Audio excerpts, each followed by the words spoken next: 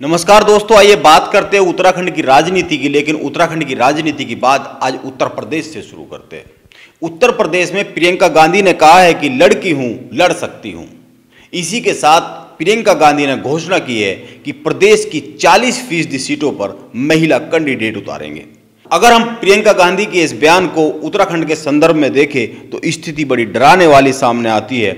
इस पर कई चौंकाने वाले आंकड़े है, चौंकाने वाले डेटा है, उन पर बात करेंगे, उनको मैं अभी बताऊंगा। लेकिन राजेश जी से एक सवाल सबसे पहला ये बनता है कि उत्तराखंड में जैसे ही महिलाओं की बात आती है तो राजनीति शून्य में क्यों चली जाती है? उत्तराखंड को अगर देखा जाए, उत्तराखंड के जो पर्वतीय इलाकों को देखा जाए तो उसमें जो महिलाएं हैं, महिलाओं का योगदान को हम कम नहीं आंक सकते। उत्तराखंड आंदोलन में महिलाओं के योगदान को कम नहीं आंक सकते। मातृशक्ति को हम लोग लगातार सलाम करते रहे, पर मातृशक्ति को जब राजनीतिक प्रतिनिधित्व देने की बात हुई तो हम चुप्पी साध जाते हैं। यह सही बात है राजेश जी की मातृशक्ति की भागीदारी की बात करें तो आंकड़े चिंताजनक है। आंकड़े चिंताजनक कैसे है? अगर 2017 के इलेक्शन की बात करें तो 62 महिलाओं ने चुनाव में भागीदारी की थी और इनमें 30 निर्दलीय थी। लेकिन चिंता की बात यह है कि केवल 5 ही जीतकर विधानसभा पहुंची थी। अगर राजनीतिक पार्टियों की बात करें तो भाजपा ने 5 और कांग्रेस ने 8 महिला कैंडिडेट मैदान में उतारी थी। और 70 सीटों की बात करें तो 41 सीटें ऐसी थी जिनमें महिलाओं की भागीदारी हुई थी। अगर हम आंकड़ों की बात करें तो 70 सीटों में 41 सीटों पर महिलाओं की भागीदारी है, 62 उम्मीदवार सामने आई है।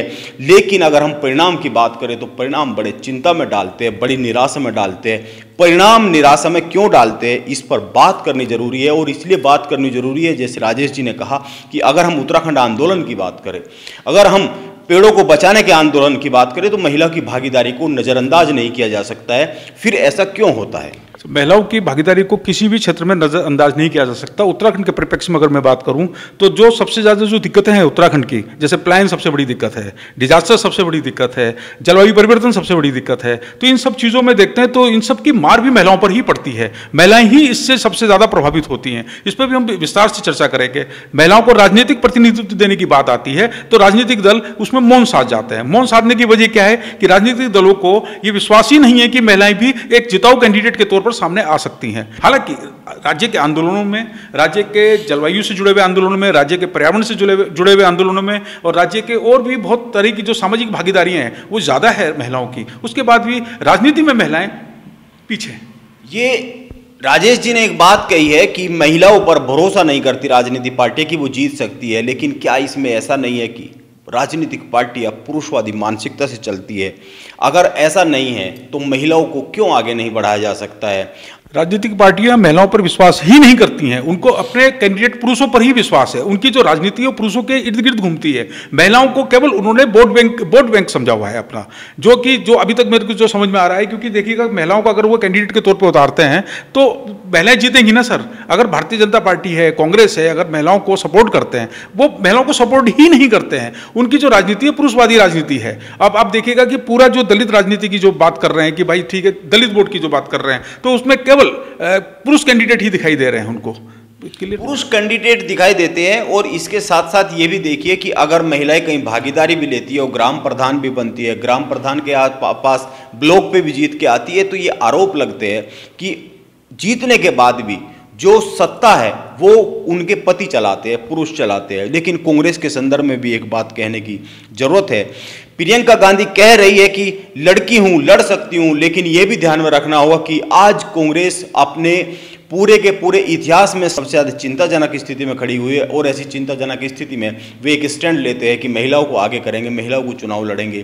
तो ये भी एक अवसर की तलाश है। यानी कि उन्होंने भी बहुत खुशहाली में और बहुत ऐसे समय पे जब वो सशक्त थे तब महिलाओं को आगे बढ़ाने की बात नहीं कही है। वो भी चिंताजनक स्थिति में महिलाओं को आगे बढ़ाने की बात कर रहे हैं। सर, जब अगर आप राजनीतिक में महिलाओं को आगे बढ़ाने की बात करते हैं तो सबसे पहले आपको उन परंपराओं को तोड़ना होगा जो पितृसत्तात्मक है, जो अभी तक महिलाओं के दिमाग में और महिलाओं के मनोमस्तिष्क में ये बात एकदम हावी होकर रखती है। और ये उनको एहसास भी कराया जाता है कि आप आगे नहीं हो, आगे पुरुष ही हैं। पुरुष को हमेशा ताकतवर बताया जाता है, जबकि महिलाओं की ताकत का अंदाजा आप इस चीज़ से लगा सकते हैं कि कृषि में उत्तराखंड में जो 64% आबादी है वो कृषि व्यवसाय पर निर्भर करती है और महिलाओं का योगदान कृषि में सबसे ज़्यादा है। महिलाओं का योगदान कृषि में सबसे ज़्यादा है। जितना भी खाद्य उत्पादन होता है उसमें 50% में भागीदारी महिलाओं की है। तो महिलाओं की भागीदारी कृषि में भी है, महिलाओं की भागीदारी अपने घर परिवार को संभालने में भी है, महिलाओं की भागीदारी और भी बहुत सारे विषयों में है, लेकिन महिलाओं को फिर भी कमतर आंका जा रहा है। तो हमें तो केवल सोच बदलने की जरूरत है, और ये सोच राजनीतिक पार्टियों को बदलने की जरूरत है। एक आम व्यक्ति की मैं बात नहीं कर रहा हूँ, ये राजनीतिक दलों की बात कर रहा हूँ जो पूरे देश में, पूरे राज्य में अपने को सबसे सर्वोपरि मानती है। अगर राजनीतिक पार्टियों की बात करें तो वो अपने वोट बैंक के हिसाब से अपनी राजनीति को चलाती है। राजनीतिक पार्टियां केवल ये देखती है कि कहाँ वोट बैंक किस तरह से खींचा जा सकता है, इसीलिए दलित की बात होती है, किसान की बात होती है, सिख की बात होती है। लेकिन अगर उत्तराखंड के संदर्भ में देखें तो उत्तराखंड के संदर्भ में अगर केवल महिला वोटर की बात करें तो 53% पुरुष है और 47% महिला वोटर है।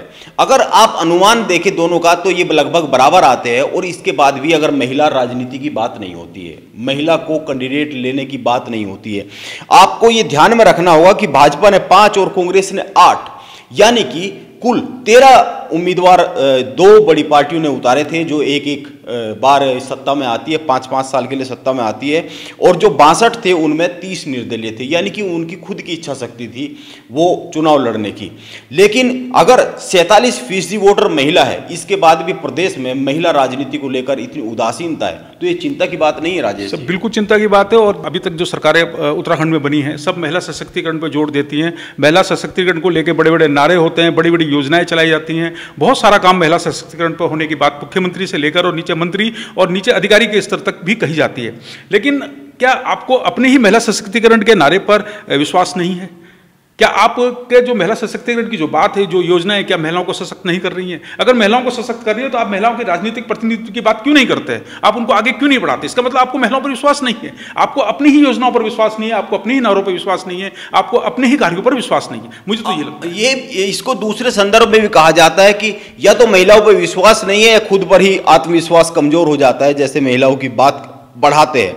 लेकिन और ध्यान में ये रखना होगा कि अगर उत्तराखंड में ये देखें कि किस सीट पर सबसे ज़्यादा महिलाएं हैं, अगर हम 7 सीटें निकालें तो 60 सीटें सारी की सारी पहाड़ की आती है। पहाड़ की 7 सीटों पर, जिन सीटों पर महिलाएं सबसे ज़्यादा है, दुर्भाग्य की बात है कि महिलाओं को वहाँ भी कैंडिडेट नहीं बनाया जाता है। हाँ नहीं सर, कैंडिडेट केदारनाथ सीट की अगर मैं बात करता हूँ तो वहाँ महिलाओं को कैंडिडेट बनाया गया है, लेकिन और सीटों पर महिला कैंडिडेट नहीं होती, अमूमन नहीं होती है। उत्तराखंड की 7 ऐसी सीटें हैं जिनमें केदारनाथ सीट है, उसमें पौड़ी है, चौबटिया खाल है, धारचूला है, डीडी हाट है, पिथौरागढ़ है।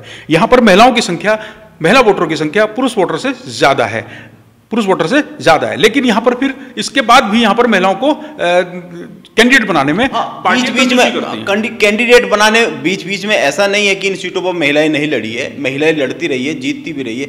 महिलाओं को समर्थन नहीं किया जाता है, महिलाओं को केवल वोट बैंक समझकर ही उनसे काम लिया जाता है। रैलियों में जाते हैं तो महिलाएं सबसे ज्यादा दिखती हैं, पार्टियों के संगठन की मीटिंग में जाते हैं तो महिलाएं सबसे ज्यादा दिखती है, महिलाओं पर बड़े बड़े सम्मेलन करते हैं पर महिलाओं को आगे बढ़ने का मौका नहीं देते हैं। तो यह थी उत्तराखंड की राजनीति की बात, और इस बात को हम करते रहेंगे। मैं और राजेश जी रोज आपसे मिलते रहेंगे। नमस्कार।